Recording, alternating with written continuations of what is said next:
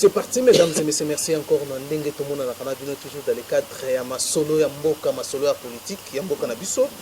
L'actualité est un peu sombre pour na bato mususu. Bazom comprendre comment le gouvernement ou le président actuel ça va fonctionner et puis surtout gouvernement jusque-là, et ça qu'on m'a raté, et ça comme masolo, tokobeta aussi masolo par rapport au yabaré rendu par la Cour constitutionnelle, où les acteurs politiques, les leaders et les partis politiques, implication, il y a le président de la République, Félix Tshisekedi, à côté de Makambouana, bien que le président et le président de la Cour constitutionnelle, il y a qui kozonga, moi, si ma vie par rapport à la pression, il y a opposition où il y a un peu rectifier il y a contentieux électoral où il y a contentieux où salamaki et où côté recours par rapport au moni plus pour écarter pour invalider tout le bas député il y a opposition et voilà ma solo tokobeta aussi moi ma solo Italie blocage pour le gouvernement économique économique que banani bazo bloqué gouvernement balobi FCC cash bazui pays en otage ba peuple congolais bazo souffrir pour na bango et ya ba mususu balobi il faut les 30 juin awa il faut soulèvement populaire et salama faut soit fait démissionner na FCC pour bazo kokate to kendena na dialogue voilà to ya mutu ami pour na bino les conseils du chef Fumu Sabata. Bote mon amboka Fumu Sabata. Bote Ousmane, mon très cher frère. Voilà, alors les lots tout sur le nabino avant tout bête na moi solo mususu moi ba critique ça au niveau ya cabinet nabino ya présidence de la République balobi moi ba mususu ba ko accuser bino ba prendre il y a des documents où ça sensible pour tsango la place publique voilà un peu naïveté. Comment on réagit d'abord par rapport à des bateaux bien habillés par apprenti dans ce qui suite il y a document mon que bimi ça veut dire biso tout aux apprenti non fuite il y a document il faut coller ba place les autres bimela parce que tout mon ko soka un esprit maléfique esprit à koluka nuira discréditer bateau alors luka préparer toujours l'eau comment mais cela ne peut pas coller ta bataillon sur balo non et ça apprentissage non c'est faux. La personne qui est en train de faire ça, et il sera démasqué, et bientôt beaucoup de monde sera connu au vu aussi de tout le monde. Cela n'est pas dit qu'ils ont apprenti parce que le document est fini, parce qu'il y a un département où ils ont dit Moutula Moutazana Maramboa qui est au collège, ils ont l'administration, Dirka dans l'administration, Dirka dans l'administration, CP dans l'administration, tout ça. Donc le but est que ce document, ça veut dire conseil tout apprenti. La personne qui est en train de faire ça, vous allez comprendre après qu'est-ce qui va se passer parce que mon ami Kazam Moutumabe, pourquoi il est en train de faire ça. Quand il fait ça, ça veut dire Azana Baïdé Naya Mabe. Donc Azana Binoti. Azana Bisoté, ça ce n'est pas un problème au Balati, ça va venir surtout au conseil, non. Ça, ils ont dit là-bas.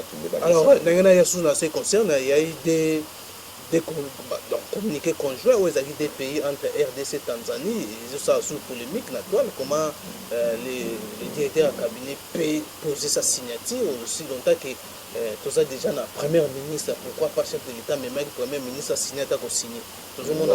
Ce sont des responsables qui sont recommandé par le président, donc c'est le président de gérer ses problèmes, il a un problème à présidence. Il y a mon collègue pour expliquer ma campagne, donc ce n'est pas un problème si grave et comme un problème tout ça. Dans l'administration, il y a un problème grave. En administration interne, pour directeur à gérer ce qui est en présidence, mais on les a communiqué, il y a des pays, il faut soit le premier ministre a signé pour apposer que directeur cabinet et le président. Oui, mais c'est pour cela il y a une politique qui se passe là à l'intérieur.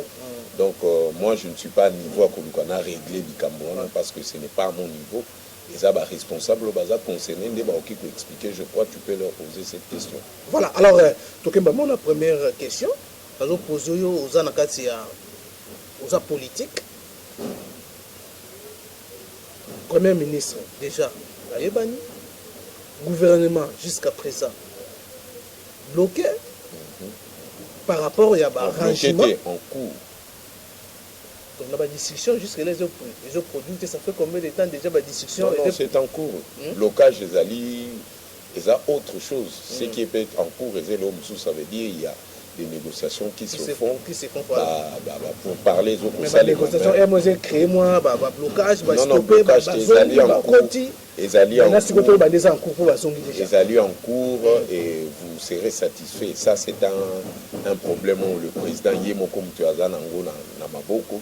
Les alliés parmi la décision discrétionnelle à président. Donc c'est pas quelque chose de vouloir créer des problèmes parce que Tina Souka gouverner mais balobi lelo FCC cash vous payé en otage vous kangi ba congolais se retrouver vieux commis bloqué donc non nous devons faire attention à Maramsou Tolobaka au Kanga payé en otage ça veut dire quoi donc on n'est pas des rebelles autour qui pouvoir na ndenge moko rébellion ou bien pour criminel d'État moko baye ou bien bandit de grands chemins baye kangi peuple en otage non ça ce sont des termes qu'il faut éviter d'utiliser. Nous sommes dans la politique, le pays est en train d'avancer à petit feu, vous êtes en train de voir la performance au président Zokosala et moi je vous dis soyez rassurés, le président est là pour son peuple parce que Azoko travaille pour le peuple naïwana.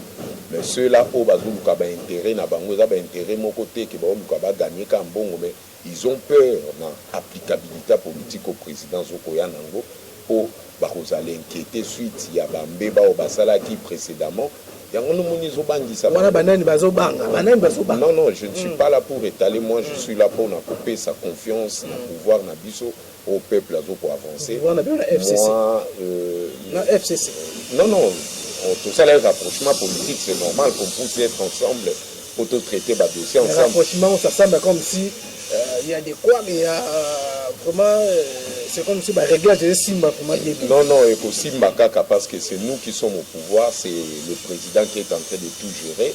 Et Bibino Moko, Moutilom Tazala Kanandenge a besoin de ça pour notre positionnement, mais ceux-là qui veulent que tout ça, l'avancement le plus rapidement possible, était pour le peuple à se retrouver, Bangonde, Bakoye, Bandeni, Bako s'expliquer au cas où le président a décidé na souka na pour na moment oyo azoko landela makambu ebele makambu etali sécurité makambu etali gouvernement makambu etali premier ministre comment est-ce que tu ko résoudre ba problème ou ba pouvoir ou ba précédent bazwaki ba engagement tout ça c'est dans la discrétion du président de la République. Alors c'est que le mot très important ça il y a guerre ça aussi la peut-être continuer hier guerre entre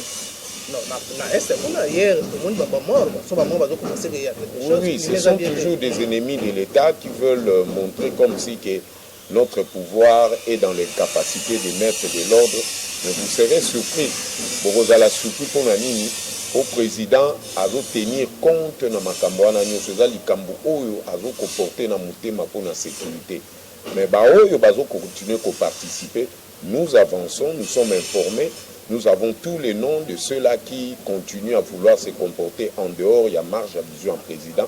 Et vous serez surpris comment est-ce que tous ces gens-là seront mis à l'écart et beaucoup seront inquiétés politiquement. Et Bakolukaba s'entêter pour menacer l'armée Nabiso. L'armée a sa position pour nous protéger le peuple parce que nous sommes là pour ce peuple-là. Ceux-là qui viennent pour neutraliser la paisibilité de ce peuple, va regretter de ce qu'ils sont en train de faire. Alors, comme tout le monde, il y a opposition. Hier, vous avez ensemble dans Bango. Les lots balobi que non, les non, FCC cache les Congolais en otage, il faut la pression et ça là tout le monde qui la Cour constitutionnelle va contester à rendre qui va contester naïe, tout le monde va écarter surtout l'opposition. Bazo senga Félix Séguéda impliqué le Makamba. N'habite comment la position où l'opposition soit. na bino boza na pouvoir yo ko lo bani te analyse nous ça il n'y a pas une opposition. Nous avons lutté. Mais laisse-moi, tu m'as posé une question, c'est moi qui dois te répondre. Il n'y a pas une opposition, ça veut dire quoi? Ils ne sont pas vrais. Ils se déclarent qu'ils sont de l'opposition parce qu'ils ne se sont pas retrouvés dans Kouo Basala qui peut écarter l'opposition où il a gagné l'élection. Vous savez, l'histoire à Genève, je ne peux pas retourner dans l'histoire. La vérité est alignée. Nous, on a mis la démocratie en marche. Bango va profiter d'Ango. Dire que non, ça va soulèvement. Ils ont dit le jeudi, il fallait babima. Samedi, il fallait babima. Mais qu'est-ce qu'ils ont fait? Rien du tout. Mais les présidents de la Cour constitutionnelle ont mis une chambre là pour revoir encore les... Non, c'est le président qui s'est impliqué. Le président n'a pas ouvertement. Le président de la chambre va revoir encore, c'est le président de la République. Le président qui est en train de s'impliquer pour mettre toujours l'apaisement et de l'ordre. Ce n'est pas ce que Obango Basala qui non. Le président, c'est quelqu'un qui ne parle pas beaucoup, il travaille dans le silence et il sait ce qu'il fait parce que c'est lui qui aime ce peuple. C'est lui qui... Dernièrement, il a beaucoup parlé. Non, il n'a même pas beaucoup parlé. Il a qui même à 10%. Lui, il parle à utiliser un mot-clé, à utiliser un pensée. Non, c'est faux. Ce sont des gens qui aiment parler toujours. Le président, c'est quelqu'un qui procède à petits pas, procède à petit feu, à pas de tortue, mais avec efficacité. Donc, vous allez voir l'efficacité de tous ces dires, de tout ce qu'il a promis, s'est réalisé. Moi, je ne tiens pas compte l'opposition. Non, il n'y a pas une opposition. L'opposition, non, ce n'est pas ce que j'ai dit. En dérive. La vraie opposition, ce n'est que le peuple. C'est tout. Les lobby, comme vous avez payé en otage, marché, il faut une soulèvement populaire le 30 janvier. Vous avez pression la population. Quelle pression population des peuples? La population. En quoi? Na banane. Et Kabona banane parce que la IDPS, la Mouka. Donc, non. Depuis nous, on était à l'opposition, Tokomina pouvoir, on a laissé le pouvoir au peuple. C'est le peuple qui est le seul opposition. D'ailleurs, vous devez reconnaître que les leaders sont opposition. Ce sont des blablateurs. Combien de Makambo Balobaki? Fayu lui a parlé de 300 choses à réaliser à tel Moi, je vous demanderai, Bino, journaliste, mais tu nous avais dit ça. Au salité, Kaka Félix, Ndebozo Lukaba, place Nini Boko, Lukabo, Félix a réalisé. Qui vous dit ça? Lui, c'est quelqu'un qui travaille dans les 100 jours, il y a Félix. Il fallait communiquer peut-être. Non. Félix, pendant 100 jours. Non. On est là qui, Nani, mot d'ordre au lança qui est plutôt qu'il c'est fini. Les 100 jours, les autres évoluent. Il doit s'expliquer à qui, lui, quelqu'un qui est en train de travailler bien. Les 100 jours et l'équipe. Qui c'est positif. Qu'est-ce que nous allons expliquer sur ça? Nous, on n'est pas là comme des blablateurs. Nous, on n'est pas là pour tout à catolo, comme si nous, on était le passage obligé. Non, c'est faux. Nous, on est au pouvoir, on était à l'opposition, on est au pouvoir. Donc, Kamati, opposition, sans ces positions, la démocratie, nous avons légué ça au peuple. C'est le peuple qui doit décider. Ce peuple, il y a le lobby qui a télé la bise, à sali soulèvement populaire spontané. Nous allons nous fléchir. Mais pour l'instant, le peuple est en train de soutenir ce que le président est en train de faire. Tout ce que leader, soi-disant, opposition, leader, il y a leader, je peux expliquer, primitif, il y a politique. Bazo déclaré qu'ils sont prêts pour avoir ça soulèvement populaire. Mais nous nous sommes battus pour ça, pour la démocratie. Babim, ça va pas ça, le soulèvement populaire. Mais moi, je t'informe et que ça les maté. Même l'ami, celui qui dit, Azari, ami à Etienne Tshisekedi, même popularité, nous allons comprendre, nous allons comprendre. L'ami qui ça donne mon nom? Martin Fayou. Martin Fayou? Oui. Non, mais Martin Fayou a montré à suffisance qu'il n'apprécie pas tout ce que le président est en train de faire. C'est quelqu'un qui est aigri, c'est un haineux, c'est quelqu'un... Le président actuel ne respecte pas la vision fait Etienne Tshisekedi. Non, mais lui, qu'est-ce qu'il peut nous donner comme leçon à Etienne Tshisekedi? Tu vois pas que c'est la folie des grandeurs. Il y a Zala Pembele Etienne Tshisekedi. Non, mais président a ADN Etienne Tshisekedi. Ngamoko n'a ADN Etienne Tshisekedi, politiquement. Tshisekedi a Amina. Mais ça, ce sont des bêtises. C'est au moment qu'il a un problème. Donc moi, je vous demanderai que vous devez lui dire qu'il doit savoir se taire. Parce qu'à son âge, il doit savoir comment il peut communiquer au nom du président de fait Etienne Tshisekedi. Ça, c'est blasphémer avec le nom d'Etienne Tshisekedi. Et s'il continue comme ça, Aye Barake, la malédiction de Moukishe qu'on rattraper le peuple Bakoua qu'on découvrir bien et il serait inquiété par le peuple. Parce que nous avons laissé le pouvoir au peuple. Et vous allez voir comment est-ce que le peuple va s'occuper de lui. Tout le monde a dit Bitumba, FCC Kache Salami, n'a pas du peuple. Par rapport à propos, il y a député national, Charles Naouej. Aujourd'hui, Charles Naouej a dit qu'on s'excusait. Pourquoi à s'excuser pour un. Parce qu'ils ont toujours été dans le faux. Pour montrer que c'est une victoire silencieuse, il y a présent Fati. Tu as répondu à ce qu'on a bêtise en des années. Vous répondez à qui déjà, non? Qui a répondu? La violence. Non, c'était. Parlé du peuple. Oui, aux Zongues, si on a raison à l'Ikambo, c'est le peuple qui est l'opposition au peuple. C'est ce que toi aussi tu n'as pas compris. C'est ça l'opposition du peuple. La majorité va combattre l'UDPS? Non, c'est le peuple. C'est le peuple. Parce que l'UDPS. Nous sommes au pouvoir, mais nous sommes aussi dans l'opposition. Non, on a légué ça au peuple. Le président est comme président de la République, comme président Loubakiango. Alors, je suis le président pour Yaba Congolais. Ça veut dire que je ne suis plus dans l'opposition, comme président de la République. Et l'opposition, j'ai béni mon peuple qui puisse rester avec cette opposition. Il y a une expression en Abassala qui joue en parlé.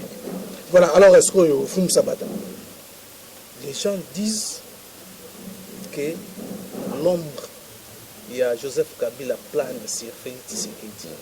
Tout le monde a l'idée, peut-être que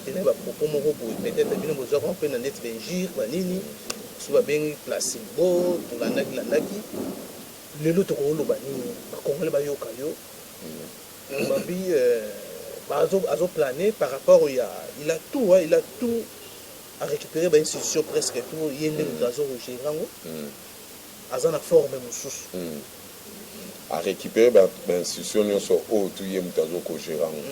Mais qui est le garant de la nation? C'est Félix Tshisekedi. Ça veut dire politique à présent Félix. Et ça dit pour appeler ça enseignement politique à Sikala Batinion. Vous avez un plan déjà en marche déjà. Personne. La machine. Non.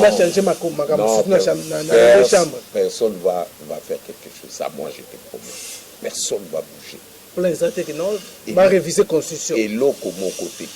Avant que tu vas raisonner, va réviser la Constitution, peut-être le Parlement de beaucoup.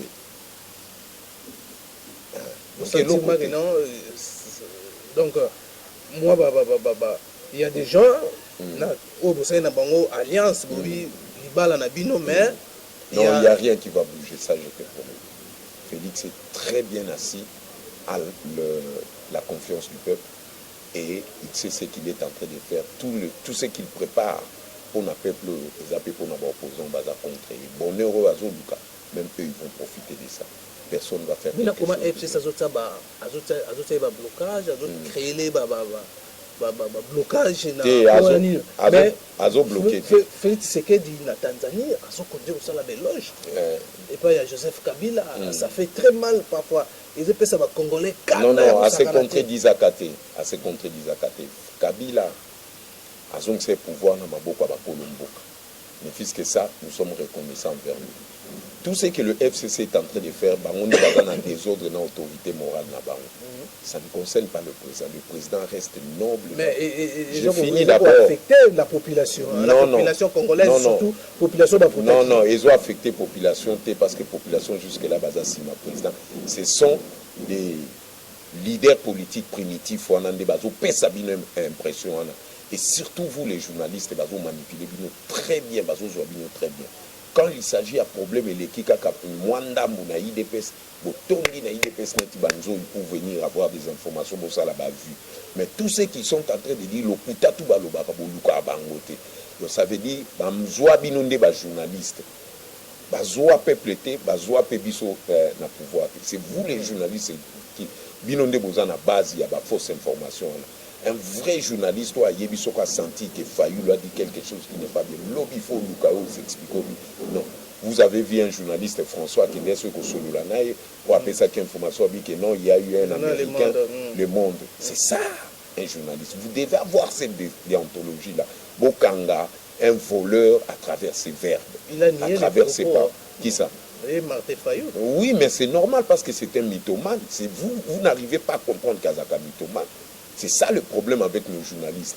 Beaucoup de gens se sont improvisés être des journalistes, mais déontologie journalistique, vous en avez grandeur dans côté.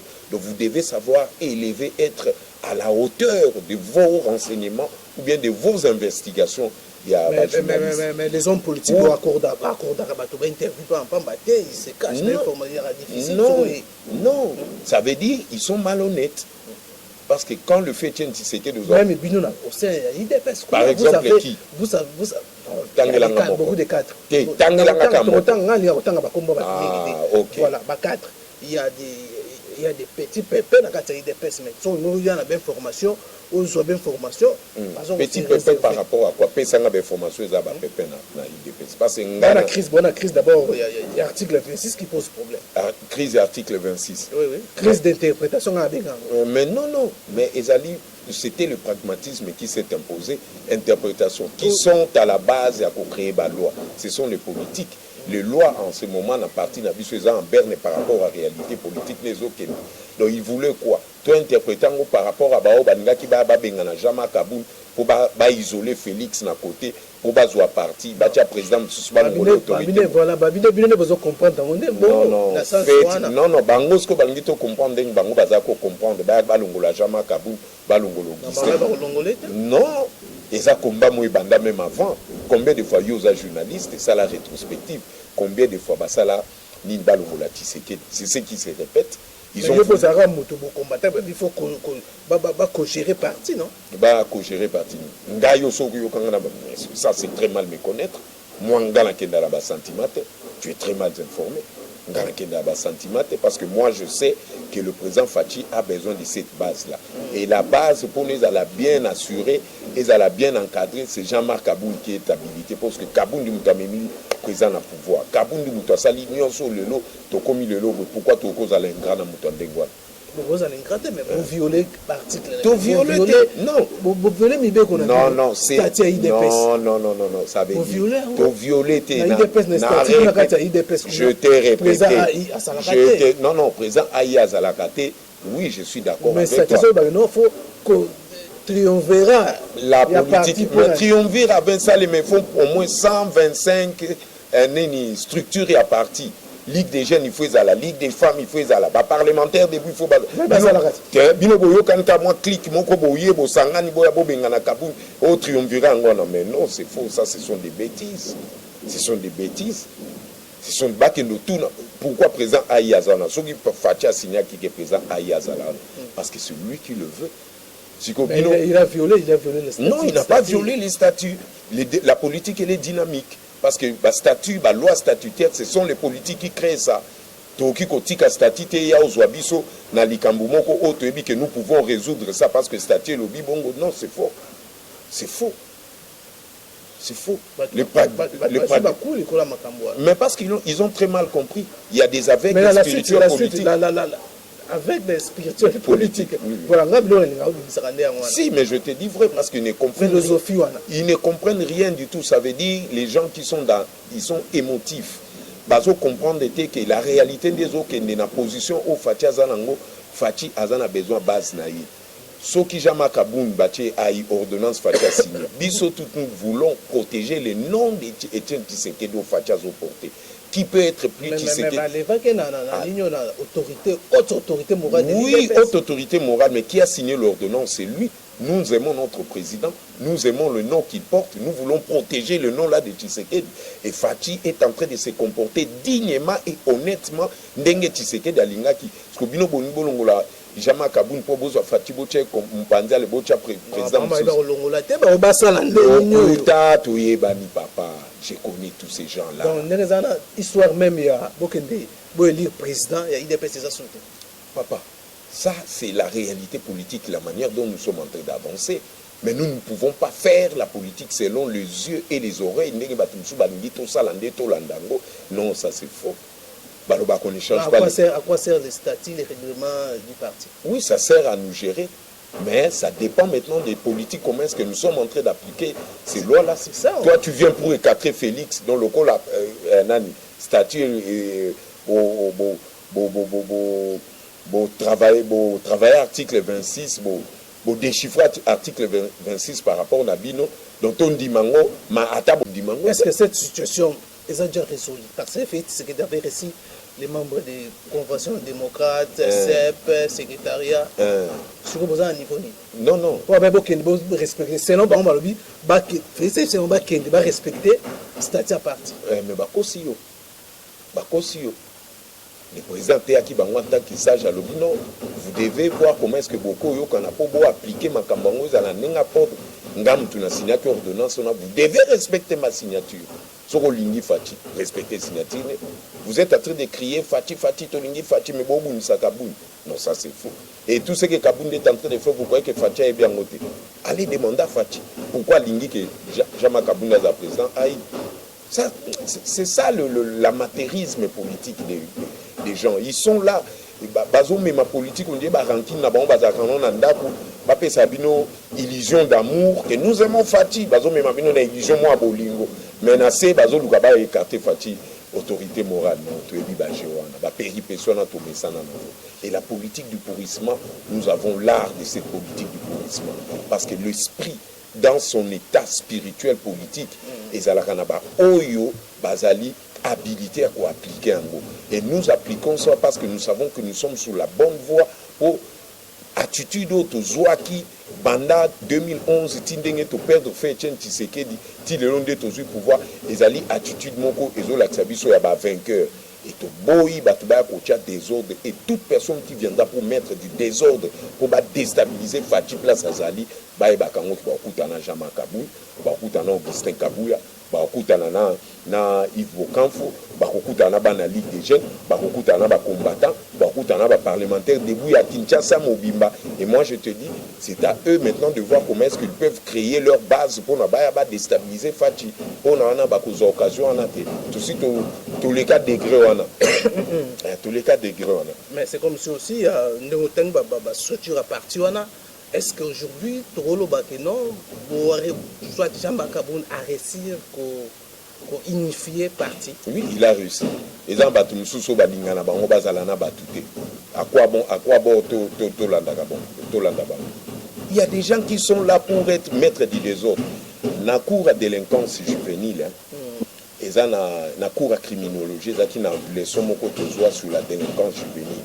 Baza pour expliquer sur les êtres humains bazalaka lié na banyama yo moko pepe ndongo za en tant que journaliste il faut y boza lié na nyamani parce que l'écosystème la nature est liée avec les êtres humains nous dépendons na équilibre wana batu musu ba neti ba nyoka il faut place azali alobaka neti nyoka batu ba panza batu musu ba neti ba makako il faut asala batu distraction et likambo ya matinze taki bino bakandi bino batu musu ba kilo neti ba éléphant soko tumboli ozokanzaka da kilo bakena osakane mais a konyata yo atefunyo mobimba na lokolone batu musu baza neti ba mboloko batu musu baza neti ba léopard soki atio makila na etangite akotika yote mokili fonctionne ndenge wana bato abongo mpe eza neti promiscuité na kati ya idps eza neti ni ya bascorpion bato alolenge na lolenge baza siko bato mosusu baya na bango na idps mpo balinga teke bato bazala ensemble mais soki ngai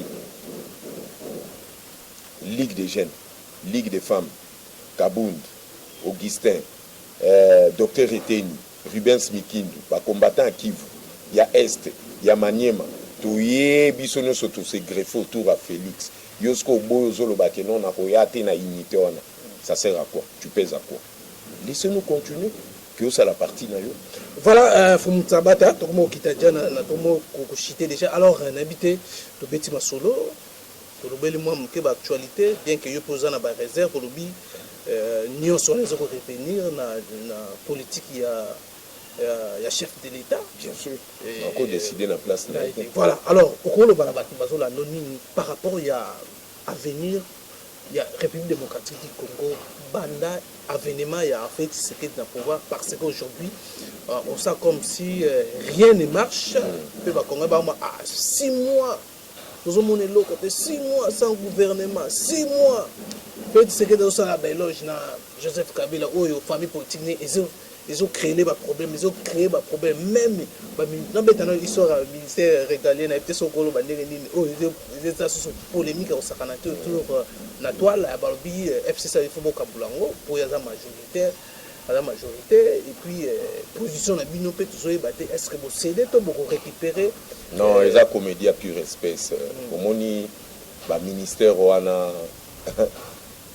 n'a fait réfléchir au Cameroun. Constitution na banane bataille qui c'était FCC quand l'autorité morale n'a pas pouvoir ba ministère on so yoka ba pesa qui en opposition rien du tout bon mais il peut pas majorité oui na cas d'espèce aux oui. Majorité dans la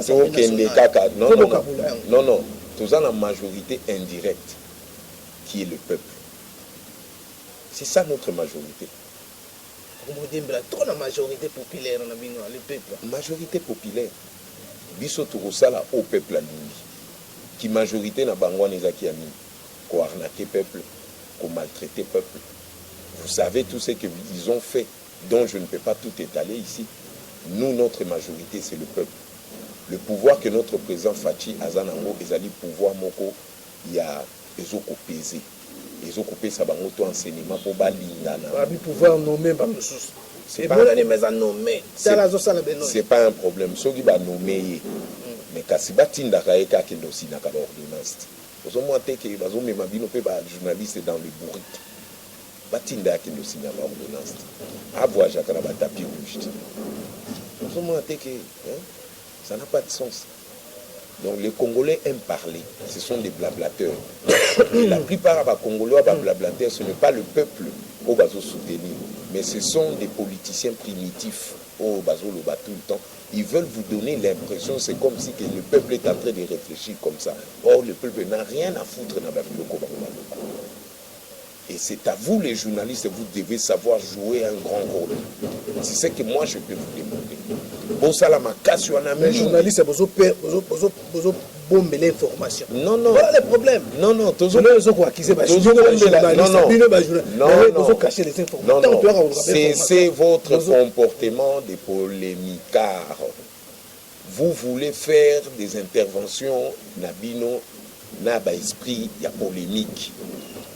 Moi, je ne peux pas permettre polémique et côté. Non. Biso politique. Biso tozo permettre tes journalistes à solo comporte-toi nettoie le monde où tu as le monde sur une. Ah, il a courage à qui Martin Fayou a tourné ma question pas ici le coup Martin Fayou. C'est ça que vous devez faire. Il y a eu des pescades de Bomonango et Lendi.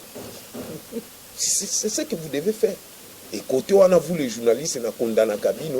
Bon Mimi déontologie moko il y a politique il y a ko créer ba buzz sima il y a bateau bazoluka bien-être pour na peuple le botou na ka ba vraie question na bateau ba kosa ka peuple tout le temps mais vous ne faites pas ça rien que pour gagner de buzz. Nous savons que l'UDP c'est ça la bino ba buzz très bien tu es biti botonde la kabiso les aka pobo ya bossa la ba buzz na bino mais vous devez être aussi rationnel. Vous devez donner des informations au qui pour aider Batouba comprendre que non, ça ne va pas là que nous cherchons. Ça se trouve devant politiciens, opposition primitive. Et ça n'a rien pour ça. C'est ce que je peux vous donner comme conseil. Et tous à l'année d'esprit du silence. On a expliqué dans les Congolais, nous sommes partout dans le monde. Bota l'année président Fatiaz a un esprit du silence. Donc il faut que les Congolais paient sa temps. Il ne faut pas l'apprécier. C'est comme si nous c'est comme si les Congolais pressés dans mon changement. Congolais, il y a des gens qui veulent vous faire croire que les Congolais sont patientés. Le peuple est patient, le Congolais est patient. C'est au calculer dans le peuple, tout même en Afrique. Les Congolais sont très patients. Parce que patience soit l'année et sa tradition politique na bango ou tisa qui na UDPS parti ni les la patience pour le cas UDPS parce que ça fait partie du peuple le cœur il y a peuple congolais ça comme on en a quatre UDPS la patience du peuple c'était dans l'UDPS Ceux qui ont patience, le peuple a patienté, mais il dépêche ça sans minute. C'est dans cet esprit-là, mais les politiciens primitifs, on a pour l'axabino que non. Les primitifs, ils ont bien banda pe combat banda kala. Non, combat banda kala, il y a efficacité. Non, il y a efficacité. Efficacité, c'est le comme sous. Parce que ngai na bandi combat kala, mais je suis efficace na analyse na perception na ngai politique. Vous comprenez? Tshisekedi a banda politique kala, yango na pas efficace parce que tikala constant. Efficacité on a présent Fachi aza efficace na simplicité na modestie na l'efficacité on a gagné pouvoir pas du pouvoir na douceur parce que ça qualité na ye. Bon, ceux qui tous qui na patience on a tous une efficacité on a tout sous kalidoa. Donc moi je vous demanderai esprit du silence et rené na kati na biso na bino ba journaliste. Voilà, alors tout comme Nasuka Charles Nawej, vous avez un combattant pour combattre Msubabi Charles Nawej, c'est un pardon mais Msuba il dit ma pardon na. Vous avez ça bon. Et puis c'est les sons Nawej. Na ba congolais ba boy pardon na. Et puis c'est les sons parce que la preuve en est ba congolais ba boy pardon les autres attaquer. C'est ça l'opposition boy pardon na. Il faut soutenir. Même c'est mon peuple qui a parlé. Je ne peux qu'être derrière le peuple. Je suis derrière mon peuple, c'est tout. Voilà, nous sommes à la fin. Question à Souka Namoni, le président constitutionnel, a zongi si ma chambre ba mais qu'on recadrer les choses par rapport à la contentieux, ndenge ba andaki yango, ils avaient bien été, bino bo mona quand d'abord ndenge ni. Ndenge ba contentieux de comment ka to mona ka bata FCC. Ça c'est leur problème. C'est un plat, vous avez une question, vous avez planté déjà, vous avez déjà que non, vous avez non, élection à la voter dans les deux chambres. Il y a un président de la République, peut-être un autre. Non. Pour Kabila Zonga 2023. Non, Bati Koko, c'est la Kabila Zonga. Slogan Abisso Ezali à bas la peur. Qui peut nous faire peur, qui peut faire peur un peu, à part Dieu. Personne. On a Basalaki et Taliban. Voilà, Fumu Sabata, tu comme la souka question moko yelinga et chapakinga et yesiko fraîchement 2023 ça non bino bozala kaka ba candidat to candidature et que na INC ko ezolo vanja que non selon les accords il y a Nairobi 2023 c'est le tour il y a Vital Kamerhe qui sera candidat président. C'est l'avenir qui nous le dira. Je ne peux pas interférer dans ça. Avenir ça. Mais en fait, il y a eu des accords entre Félix Tshisekedi et Vital Kamerhe. Bien sûr, il y a eu des accords, mais ce sont... Parmi les accords, nous on a des accords stipulés. C'est l'avenir qui nous le dira. C'est l'avenir. Je ne peux pas interférer là-dedans. Ils ont un niveau à on a encore... Déjà, on a préparé 2023. Oui, c'est leur problème. Ils ont le droit. C'est la démocratie. Voilà, mesdames et messieurs, nous sommes à la fin. C'était vraiment un entretien tout ça qui n'a le conseiller du chef Fumu Sabata. Tout ça, on a Bolandi, Bolandi aussi Ndenga Lobby, avec beaucoup de réserves, mais attaquer la presse. En tout cas, merci Nabino, merci Nabi Fumu Sabata, Ndenga ou accordé, biso interview à l'élo. Merci beaucoup. Merci Napisika Suwanga Wazaki derrière la caméra. Tokutani Mbala Yassima, numéro sous. Bye bye. Merci. Ah, chef.